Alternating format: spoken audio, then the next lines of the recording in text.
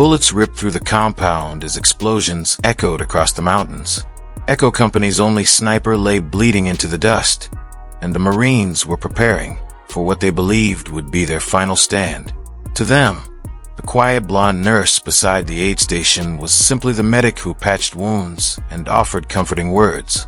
None of them imagined she was capable of changing the entire battle. Forward Operating Base Restitution was not a place anyone requested. It was a place where soldiers were sent when every other assignment seemed too easy.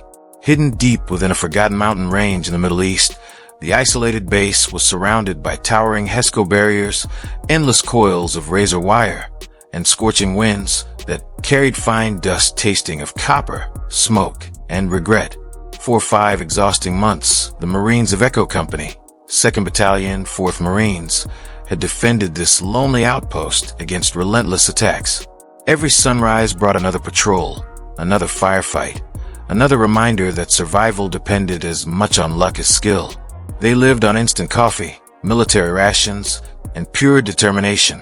At the center of this unforgiving battlefield stood the medical tent, commanded by Lieutenant Daisy Jennings. To the Marines, Daisy was an unusual presence in a world filled with violence. She was a 30-year-old Navy nurse with pale blue eyes and blonde hair always secured in a perfect regulation bun. She spoke softly, rarely raised her voice, and carried herself with remarkable composure. Even during the worst casualties, her hands never trembled. Whenever she wasn't stitching wounds, replacing 4 bags, or treating heat exhaustion, she could often be found sitting quietly outside the medical tent reading an old paperback novel whose pages had long since faded from the desert sun. Gunnery Sergeant Henry Miller, a battle-hardened Marine with 20 years of combat experience, treated her like family. Before every patrol, he gave the same warning. Keep an eye on Doc Jennings. She's the closest thing we've got to an angel out here. If one brass casing lands near her because somebody wasn't paying attention, you'll answer to me. The younger Marines didn't need convincing. They already admired her. Private First Class Ryan Hayes owed her his life. Only a week earlier, enemy mortar fire had shattered the eastern fighting position. Razor-sharp fragments tore through Hayes' leg, dropping him instantly. While Marines yelled for a corpsman and explosions continued around them, Daisy sprinted directly into the impact zone. She applied a tourniquet within seconds, packed a wound with combat gauze, started medication, and calmly reassured the terrified 19-year-old. "You're going to be okay, Ryan. Stay with me. Keep looking at me." Her steady voice slowed his breathing even while shells continued exploding nearby. But there were things about Daisy that nobody truly noticed. Or perhaps nobody wanted to notice. Corporal James Weston, Echo Company sniper, was the first to sense something unusual. One blistering afternoon, he sat outside the medical tent cleaning his M110 sniper rifle. Frustrated, he struggled to adjust his optic after repeatedly losing his zero. Daisy walked past carrying a tray of sterilized instruments. Without stopping, she glanced briefly at the rifle. "You're tightening the scope rings too much," she said casually. "Back them off about a quarter turn. You're binding the elevation assembly." She continued walking without another word. Weston frowned. Curious, he loosened the rings exactly as she suggested. The adjustment wheel immediately turned smoothly. He stared after her in disbelief. Later that evening, he mentioned it to Gunnery Sergeant Miller. The older Marine laughed. "She's a Navy nurse, Jimmy. Maybe she reads technical manuals for fun. Don't let your pride get hurt because Doc knows how to fix equipment." Weston laughed along. Still, something about it didn't sit right. It wasn't only the rifle. It was the way Daisy moved. Every step was silent and deliberate, almost impossibly controlled. Whenever the incoming mortar alarm sounded, most people instinctively ducked or flinched. Daisy never did. Instead, her eyes scanned the sky, surrounding hills and nearby terrain with unsettling precision, silently calculating trajectories and likely impact points. She wasn't reacting in fear. She was analyzing. Her deployment records were strangely ordinary. Officially, she was simply attached to a Navy surgical support team from Bethesda. No combat awards. No previous deployments. No distinguished service. Just another military nurse. The paperwork was flawless. Too flawless. What nobody inside Echo Company knew was that nearly every word in her personnel file had been carefully constructed to hide the truth. Lieutenant Daisy Jennings had once survived one of the most demanding military selection courses ever created. She had completed the brutal basic underwater demolition/seal pipeline before disappearing into a classified Joint Special Operations Command program so secret that even many senior officers had never heard its name. Her nursing license was genuine. Her medical expertise was genuine, but neither represented her true purpose. She had not been sent to FOB restitution simply to save wounded Marines. Months earlier, intelligence agencies had identified a mysterious insurgent leader known only by one codename, the Engineer. He was responsible for designing devastating roadside bombs that had killed countless coalition troops throughout the region. Every attempt to locate him had failed. Daisy's assignment was unlike anything the Marines around her could imagine. Operating under medical cover, she quietly interviewed injured civilians, monitored local informants seeking treatment, and pieced together fragments of conversations that no intelligence officer could have collected openly. Every patient, every family member, every frightened child who entered the clinic might unknowingly reveal another piece of the Engineer's network. Once enough evidence was gathered, a Tier 1 Special Operations team would eliminate the target. Until then, Daisy had one absolute order: remain invisible, do not engage, protect the mission at all costs. For months she obeyed without hesitation. To everyone else, she remained nothing more than the kind-hearted nurse who stitched wounds, handed out antibiotics, and smiled reassuringly after every difficult day. Then everything changed. During the second week of August, the valley became unnaturally quiet. The silence itself felt dangerous. Local shepherds who normally passed outside the perimeter disappeared. Marketplace traffic stopped completely. Even the stray dogs that wandered near the base had vanished. Veteran Marines exchanged uneasy glances. Experienced soldiers understood that battlefields sometimes became silent just before catastrophe. Captain Robert Evans studied the empty ridgelines through his binoculars. Gunnery Sergeant Miller quietly ordered extra ammunition distributed to every fighting position. Corporal Weston remained behind his rifle, scanning every rocky slope through his scope. Inside the medical tent, Daisy paused while organizing supplies. For the first time in months, an expression crossed her face that none of the Marines had ever seen: recognition. She knew exactly what the silence meant. The hunt was over. Now the enemy was coming for them. If you'd like, I can also rewrite the next part in the same cinematic style and keep each chapter around 850, 900 words for YouTube storytelling. Captain Robert Evans paced back and forth inside the Tactical Operations Center, his eyes fixed on the satellite images glowing across the wall of monitors. Every feed showed the same thing: barren mountains, narrow canyons, and lifeless rocks stretching for miles. There was no visible movement, no thermal signatures, no sign of enemy forces. That was exactly what worried him. "They're out there," Evans said quietly, never taking his eyes off the screens. "I can't prove it, but I know they're gathering." Gunnery Sergeant Henry Miller leaned against the operations table with his arms folded. "You've got a bad feeling, sir." Evans nodded. "The hair on my arms has been standing up since sunrise." Miller gave a small grin and spat a stream of tobacco into a crushed water bottle. "Then let them come. Echo Company didn't survive 5 months out here by running from a fight." Neither man realized the enemy had already chosen the battlefield. At precisely 0600 hours, orders arrived for what appeared to be another routine patrol. First Squad would travel 3 miles south to Checkpoint Charlie, a narrow mountain pass that overlooked one of the valley's primary supply routes. Their mission was simple: establish a temporary listening post, observe enemy movement, and return before sunset. Nothing about the assignment suggested danger.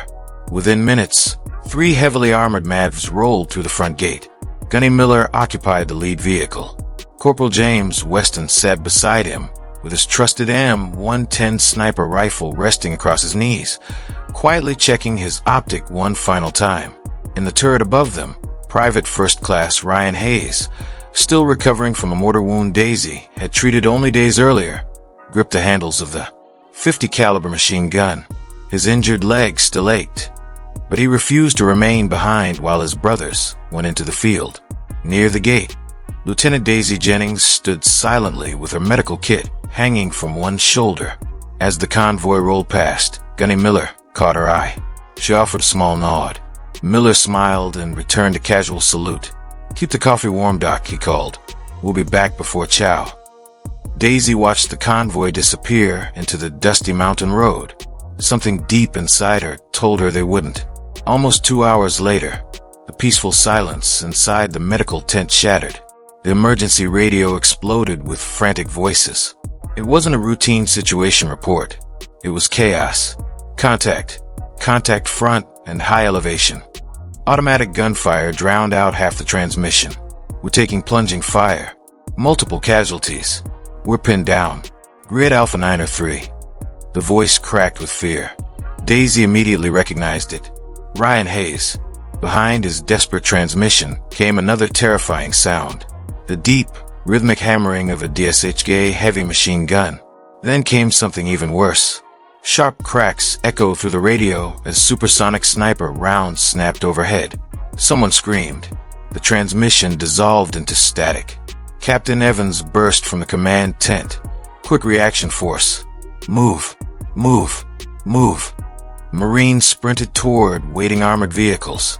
First squad is trapped in a fatal funnel. Evans shouted, "They're getting torn apart." Daisy never waited for permission. She grabbed the heavy trauma bag hanging beside the tent entrance, pulled on an unmarked Kevlar plate carrier, and ran toward the final armored vehicle as its engine roared to life. A young Marine stared at her in disbelief. "Doc, what are you doing? That's a hot zone." She climbed into the troop compartment without slowing. Miller's men are bleeding. Her voice had completely changed. The warmth was gone. The gentle nurse who comforted frightened Marines had vanished. Her tone was calm, cold, and absolute. "Drive." The vehicle thundered down the winding mountain road. Inside, every bump slammed the Marines against their seats. Nobody spoke. The distant sound of gunfire grew louder with every passing minute. As the convoy rounded the final bend, the smell of burning diesel fuel, cordite, and shattered stone rushed through the open ramp. The ambush was devastating. The lead MATV had been destroyed by an anti-tank guided missile. Its blackened wreck still burned in the center of the canyon.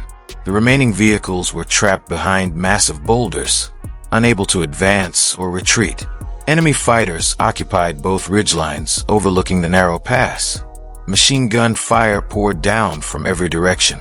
But the machine guns weren't what had pinned the Marines in place. It was one sniper. Every Marine who attempted to leave cover was instantly driven back by frighteningly accurate rifle fire. The rear ramp slammed onto the ground. The quick reaction force rushed into the fight, laying down suppressive fire as bullets ricocheted off the canyon walls. Daisy immediately dropped flat into the dirt. Keeping her body only inches above the rocky ground, she crawled forward while dragging her heavy medical bag behind her. Bullets slammed into nearby rocks, showering her helmet with razor-sharp fragments. She finally reached Gunny Miller behind the damaged second MATV. His uniform was soaked with blood. A bullet had torn through his shoulder. His face was gray beneath layers of dust and sweat. "Doc," Miller shouted over the deafening roar of the .50 caliber machine gun. "Stay down. Enemy sniper on the eastern ridge. He's dialed us in. Anyone who stands up is dead." Daisy ripped open a pressure dressing and threw it into his hands. "Where are the wounded?" Miller pointed toward a collapsed stone wall roughly 30 yards away. "Weston." Daisy looked. Corporal James Weston lay motionless against the shattered wall. Dark blood spread rapidly beneath him. Only a few feet away rested his abandoned M110 sniper rifle. No one could reach him. Every attempt had been stopped by the hidden marksman. Daisy's eyes narrowed. "Covering fire," she ordered. Before Gunny Miller could grab her arm, she exploded from behind the vehicle and sprinted straight into the open. "Doc, no!" Miller roared as enemy bullets instantly turned toward the lone figure racing across the battlefield. "If you'd like, I can continue rewriting the next chapter in the same cinematic YouTube style. 700 to 900 words per part. For a consistent, binge-worthy story, the enemy sniper fired. Crack! A rifle round slammed into the dirt barely an inch behind Daisy Jennings' heel, spraying dust and shattered stone into the air. She never hesitated. Most people would have zigzagged or thrown themselves wildly toward cover. Daisy did neither. She sprinted in a perfectly controlled combat run, every stride measured with practiced precision. At the last possible instant, she dropped into a hard knee slide behind the broken stone wall. Less than a heartbeat later, another bullet smashed into the exact spot where her head had been. Rock fragments exploded across her helmet. She ignored them. Corporal James Weston was still alive. Barely.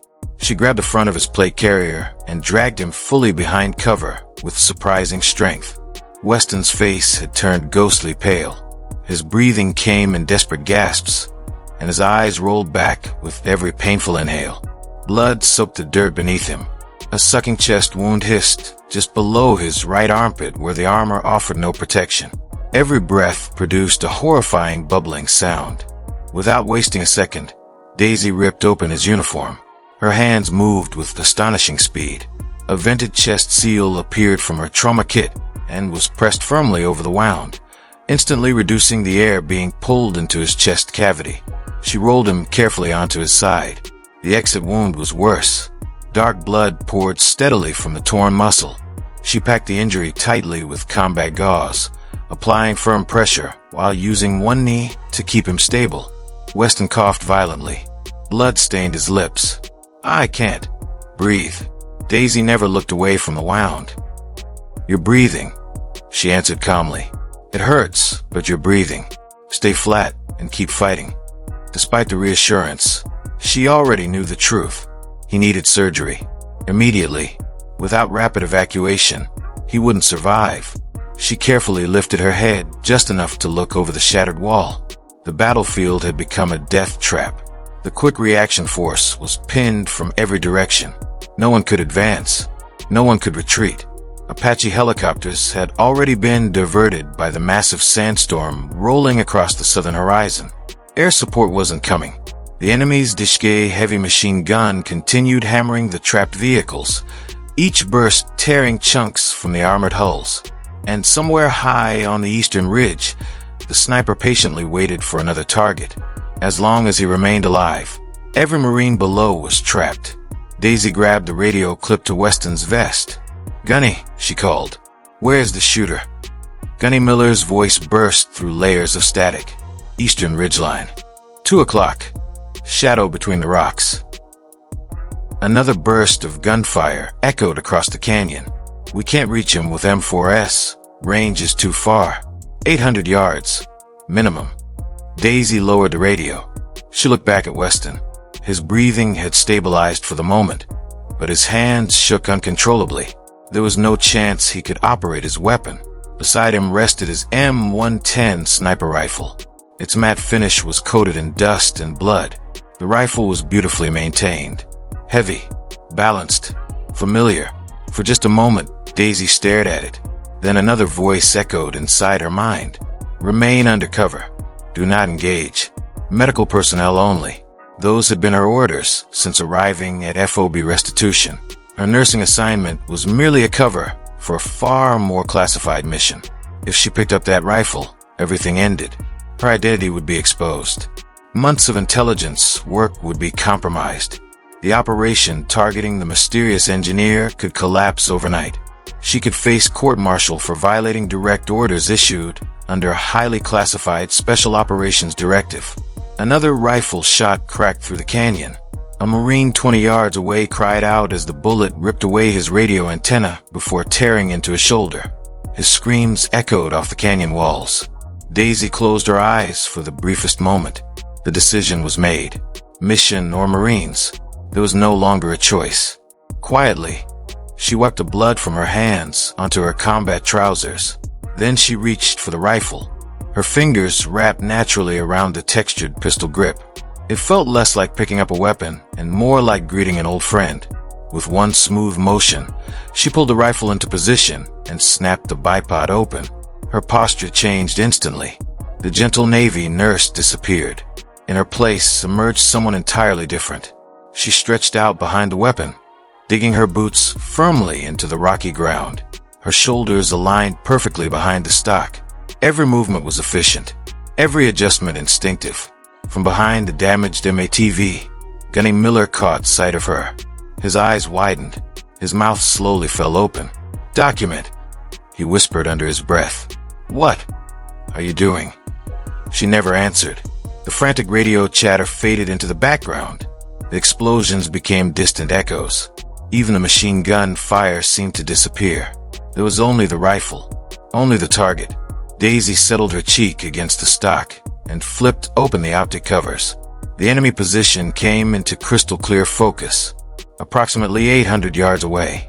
Steep uphill angle, crosswind from a canyon, measuring roughly 12 miles per hour, visible in the drifting dust. She didn't touch the adjustment turrets. She didn't need to. Instead, she held slightly high and favored the wind with instinctive precision. She inhaled slowly, then exhaled until her lungs were empty. Everything became perfectly still. Her finger tightened gently against the trigger. The M110 bucked against her shoulder as the shot shattered the silence of the canyon. I can continue rewriting the next section in the same cinematic style, so the entire story maintains a consistent, professional YouTube narration quality. The rifle recoiled into Daisy Jennings' shoulder with a controlled, familiar force.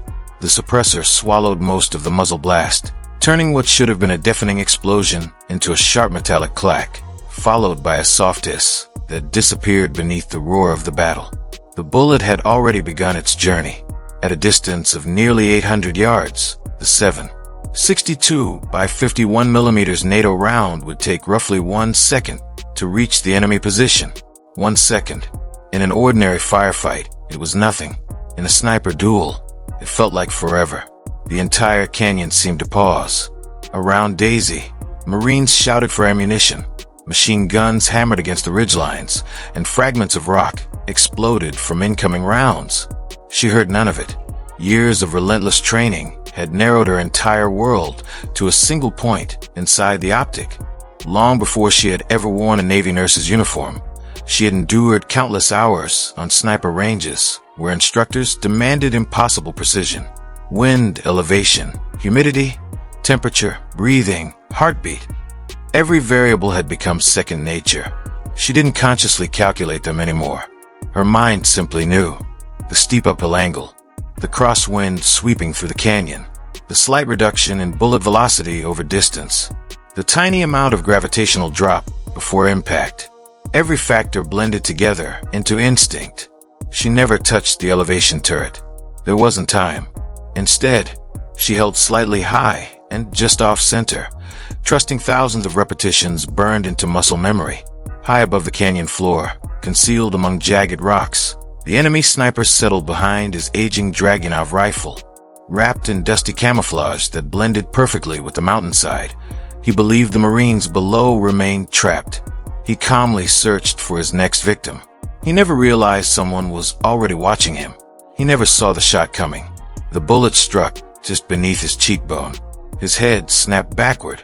The rifle flew from his hands as his body collapsed lifelessly onto the rocks. Moments later, the Dragunov tumbled over the cliff edge, smashing against the canyon wall before disappearing into the dust below. For a heartbeat, silence seemed to settle over the battlefield. Then Daisy pressed the radio clipped to Weston's vest. Target eliminated. Her voice was calm, steady, almost emotionless. Gone was the gentle nurse who comforted frightened patients inside the medical tent. This voice belonged to someone entirely different. Someone who had spent years hunting enemies from impossible distances. Behind the crippled MTV, Gunnery Sergeant Henry Miller stared in complete disbelief. His breathing slowed. His mind struggled to accept what he had just witnessed. The woman he had spent months protecting. The quiet nurse who read paperback novels between patients had just eliminated an enemy sniper with a shot that many elite marksmen would never attempt. A chill crawled down his spine, despite the blazing desert heat. "My God," he whispered. But Daisy wasn't finished. The sniper had been only one piece of the ambush. Across the canyon, The heavy DSHK machine gun crew had stopped firing. The gunner, confused by the sudden disappearance of his overwatch, hesitated for only a moment. It was enough. Without lifting her eye from the optic, Daisy shifted her body a few inches. The rifle traversed smoothly across the ridgeline. Her breathing never changed. Her heartbeat remained steady. She settled the reticle over the machine gun position. The trigger broke. Clack. The suppressed rifle barely disturbed the air. A brass casing spun lazily onto the rocks beside her. Nearly 400 yards away, the heavy machine gun operator jerked violently as the bullet struck the center of his chest. His hands released the spade grips. He collapsed across the weapon before sliding lifelessly into the sandbags. Confusion erupted among the insurgents. The carefully coordinated ambush began unraveling. Another fighter rushed toward the abandoned gun. He shoved the dead gunner aside and reached for the charging handles, desperate to bring the weapon back into action. Daisy had already found him in the scope. One slow breath, half an exhale. The rifle spoke again. The replacement gunner clutched at his throat before falling backward without firing a single round. The heavy machine gun fell silent. For the first time since the ambush began, the Marines could move. Daisy grabbed the radio once more. Miller. Her tone wasn't a suggestion. It was an order. The machine gun is down. She continued scanning the battlefield through the optic. 4 enemy fighters are moving through the dry wash on your left flank. She tracked them as they sprinted between scattered rocks. Shift your squad to the boulders at your 9 o'clock. A brief pause. Lay down suppressive fire. Another quick sweep. She spotted Ryan Hayes still crouched behind cover. Hayes. Her voice remained perfectly composed. Get back on the 50 cal. The young Marine looked toward her in surprise. Suppress the ridgeline. Gunny Miller didn't ask how she knew. He didn't question why Echo Company's nurse suddenly sounded like an experienced combat commander directing a coordinated assault. Training overruled confusion. He turned toward his Marines. You heard the lieutenant. His voice thundered across the canyon. Move, move, move. The Marines surged from cover. Rifle fire erupted from every position. With the enemy sniper gone and the heavy machine gun silent, the momentum of the battle shifted almost instantly. Hayes ignored the pain burning through his wounded leg. He climbed back into the MATV turret and wrapped his hands around the grips of the 50 caliber machine gun. A second later, the massive weapon roared to life. Its thunder echoed through the canyon as armor-piercing rounds tore into the ridgeline, shredding enemy cover and forcing insurgents to scatter. Daisy never celebrated. She simply continued working. Through the scope, every movement on the mountainside became another problem to solve, another threat to eliminate. She moved from target to target with terrifying precision. Every shot followed the same flawless rhythm: acquire. Steady breathe, pause, squeeze, recoil, reacquire. Again and again. Each controlled trigger press removed another enemy position, giving Echo Company more room to advance. The Marines, watching from below, it no longer looked as though a battlefield nurse had picked up a rifle. It looked as though one of the world's deadliest snipers had finally stepped out of the shadows. The battle ended almost as suddenly as it had begun. Daisy Jennings remained behind the rifle, her breathing slow and controlled as she continued scanning the ridgelines through the optic. Another target appeared. She fired, then another, and another. Each shot came only after a brief pause, every trigger press deliberate, every impact carefully placed. The rhythm never changed. Acquire, steady, breathe, squeeze, reacquire. In less than 2 minutes, she fired 12 carefully aimed rounds. 10 enemy fighters fell where they stood. 2 others collapsed with severe wounds, no longer able to continue the attack. The remaining insurgents finally broke. Whatever confidence they had carried into the ambush disappeared the moment they realized someone on the canyon floor was hunting them with relentless precision. Shouting to one another in panic, they abandoned their fighting positions and disappeared over the ridgeline, scrambling toward the maze of caves hidden throughout the mountains. The gunfire faded. An eerie silence settled across the canyon. Only the hiss of punctured tires, the crackle of burning wreckage, and the groans of wounded Marines disturbed the still air. The sharp smell of burned gunpowder lingered over the battlefield. For several seconds, Daisy remained perfectly still behind the rifle. Only after she was certain the threat had ended did she reach forward and quietly place the weapon on safe. She lowered the M110 into the dust. In that instant, the deadly sniper vanished. The battlefield medic returned. She grabbed her trauma bag and hurried back to Corporal James Weston. He was still breathing, though each breath remained shallow. She checked the chest seal. It held. His pulse was weak but steady. Daisy adjusted his bandages with gentle hands. "Medevac is on the way, Jimmy," she said softly. "You did exactly what you needed to do." Weston's eyes opened slightly. "You held on." A faint smile crossed his exhausted face before he slipped back into semi-consciousness. Nearby, Gunnery Sergeant Henry Miller slowly approached. His rifle hung loosely at his side. He looked first toward the shattered enemy positions scattered across the ridgeline. Then he looked at the blood-covered nurse kneeling beside one of his Marines. Nothing made sense anymore. The quiet woman who spent her evenings reading novels and changing bandages had just dismantled an expertly planned ambush almost by herself.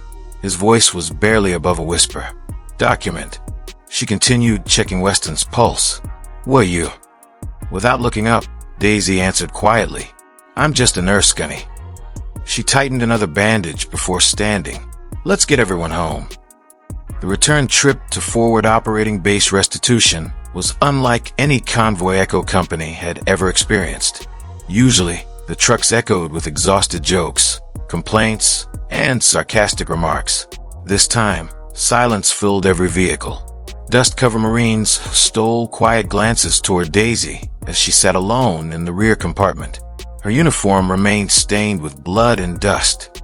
She stared silently at the steel floor, saying nothing. No one knew what to say. As the convoy rolled through the security barriers, the base exploded into organized activity. Medical teams rushed stretchers toward the arriving vehicles. The sandstorm had finally weakened enough for evacuation helicopters to reach the base.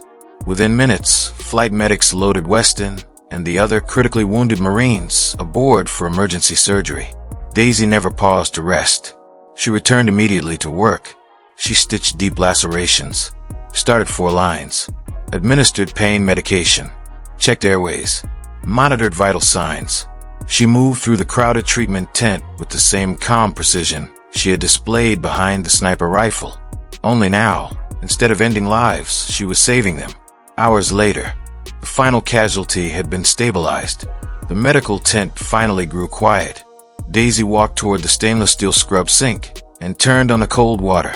She watched crimson streaks swirl into the drain as she washed the blood from her trembling hands. Only now did the exhaustion begin to catch her. The adrenaline that had carried her through the battle slowly disappeared, leaving every muscle painfully heavy. Without warning, the canvas entrance to the tent was thrown open. Captain Robert Evans strode inside. Gunnery Sergeant Miller followed close behind. Evans carried Weston's M110 sniper rifle across both hands. Dust still clung to the suppressor. The barrel remained warm from the battle. His face showed equal parts anger, disbelief, and determination. "Lieutenant Jennings." His voice was controlled but dangerously sharp. "Would you care to explain this?" Daisy calmly shut off the water and dried her hands. "Corporal Weston was incapacitated, sir. I used his rifle to protect the wounded." Evans stepped closer. "Protect the wounded?" He shook his head. "I've already read the after-action report." His eyes never left hers. "Gunny Miller watched you make an uphill 800-yard shot in a crosswind while under direct enemy fire." He lifted the rifle slightly. "You eliminated the enemy sniper." He took another step. "Then you neutralized the heavy machine gun crew." Another. "Then you directed a squad-level counterattack while continuing to engage targets." The tent became completely silent. "You fired 12 rounds." His voice hardened. 12 impacts. He placed the rifle firmly against the wooden floor. "Nurses don't shoot like that." A long pause followed. "Force recon snipers rarely shoot like that." His stare intensified. Only the most highly trained special operations marksmen perform at that level. His question was quiet, but it carried the weight of an accusation. So tell me, who are you? And what are you really doing at my base? Daisy met his gaze without the slightest hint of fear. My medical credentials are genuine, Captain. I am a commissioned officer in the United States Navy. Evans gave a humorless laugh. That's technically true. He stepped within arm's reach, but isn't the whole truth. I'm contacting higher headquarters. I want your complete personnel file. If I don't get answers, I'll have no choice but to place you under arrest for operating outside the rules of engagement under a false identity. Before Daisy could respond, a deep rhythmic thumping rolled across the mountains. Everyone inside the tent stopped. It wasn't the familiar sound of a medical evacuation helicopter. This aircraft was different. Lower, heavier, purpose-built for speed, stealth, and missions that rarely appeared on official records. The sound grew louder with every passing second. Captain Robert Evans and Gunnery Sergeant Henry Miller exchanged puzzled looks as the unfamiliar sound rolled across the base. Neither of them recognized it. Together, they stepped outside the medical tent, raising their hands against the swirling desert dust. A helicopter descended through the haze. It was an MH-60 Black Hawk, but unlike any either officer had ever seen. The aircraft was painted completely black. There were no tail numbers, no unit markings, no national insignia, nothing that identified where it came from or who it belonged to. It looked less like military aircraft and more like a shadow dropping out of the sky. The helicopter settled onto the landing zone with practiced precision. Before the rotors had fully slowed, the side door slid open. One man stepped onto the dust-covered ground. He wasn't dressed like a conventional officer. Instead of camouflage, he wore faded blue jeans, rugged hiking boots, a plaid shirt, and a weathered tactical plate carrier. There were no visible rank insignia. He didn't need any. Everything about the way he walked projected quiet authority. Perimeter guards instinctively stepped aside without asking for identification. The stranger strode directly toward Captain Evans. Captain Evans? Evans nodded cautiously. The man produced a small leather credential wallet, opening it only long enough for Evans to glimpse an official Department of Defense seal alongside a highly classified authorization. "My name is Commander Thomas Riley," he said calmly. "I'm here to retrieve my operative." Evans looked up in confusion. "Your operative?" Commander Riley didn't answer immediately. Instead, his eyes shifted toward the medical tent. Lieutenant Daisy Jennings had just stepped outside. Her blood-stained blouse had been replaced with a clean tan t-shirt. In one hand, she carried a single black duffel bag. Nothing else. Riley gave a brief nod. "Lieutenant Jennings." His voice carried easily above the helicopter's rotors. "You're compromised. Time to go." "Yes, sir," Daisy answered without hesitation. She immediately walked toward the waiting helicopter. "Hold on." Captain Evans stepped between them. "You can't simply remove my chief medical officer." He pointed toward the treatment tents. "She just came out of a major engagement. There are reports to complete. Investigations. Debriefings." Commander Riley's expression never changed. "Captain," his tone became noticeably colder. "Lieutenant Daisy Jennings does not officially exist." He paused. This conversation never happened. The words hung heavily in the air. As for today's firefight, Riley looked directly at Evans. "You should be thanking her." He reached into his vest and removed a secure satellite phone. The sniper Lieutenant Jennings eliminated wasn't an ordinary insurgent. He was the younger brother of the individual we've spent months trying to locate. The engineer. Evans listened silently. "When your Marines searched the battlefield, they recovered an encrypted satellite communication device from his equipment." Riley held up the phone. "Our analysts broke the encryption. The data led us to multiple bomb-making facilities operating throughout this valley." For the first time, Riley looked at Daisy with something resembling genuine respect. "You violated your mission orders. You exposed 5 months of carefully constructed cover. Headquarters is not pleased." A faint smile appeared despite his stern expression. "But you also saved an entire Marine platoon. And you handed us the intelligence breakthrough we'd been chasing." He pointed toward the helicopter. "That mission's over. Get aboard." Without another word, Daisy lifted the duffel bag onto her shoulder. She turned toward Captain Evans, standing perfectly at attention. She rendered one final crisp salute. For a long moment, Evans simply stared. Then almost automatically, he returned it, no questions. No accusations, only respect. Daisy lowered her hand and walked toward Gunnery Sergeant Miller, the veteran Marine, who had spent months insisting everyone protect the quiet Navy nurse, now found himself unable to speak.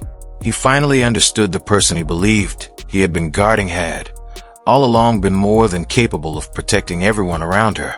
Daisy smiled gently. The fierce operator disappeared once more.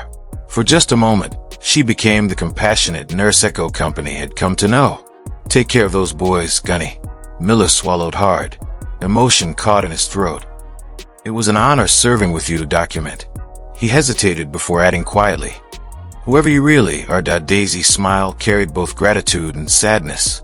She didn't answer. Instead, she turned and walked into the powerful rotor wash. Inside the helicopter, heavily armed special operations personnel sat silently along both sides of the cabin. Their faces were hidden behind helmets, dark visors, and protective gear. And one spoke as Daisy took an empty seat among them. The side door slid closed. Seconds later, the Black Hawk lifted into the evening sky. It banked sharply over the mountains before disappearing into the fading desert light. Echo Company never saw Lieutenant Daisy Jennings again. Months later, stories about the mysterious Navy nurse spread quietly from one Marine unit to another. Some dismissed them as battlefield legends. Others insisted every word was true. Among the Marines who had survived the canyon ambush, one belief never changed. When the desert fell silent at night and the darkness stretched across the mountains, they no longer feared every shadow, because sometimes the most dangerous figure on the battlefield wasn't the one hunting them. Sometimes the unseen guardian watching from the darkness was fighting to make sure they came home alive. If this story of courage, sacrifice, and hidden heroism kept you engaged until the end, let us know what moment stood out to you the most. Share the story with others who enjoy military fiction, and don't forget to subscribe for more dramatic tales of bravery, resilience, and unexpected heroes from the front lines.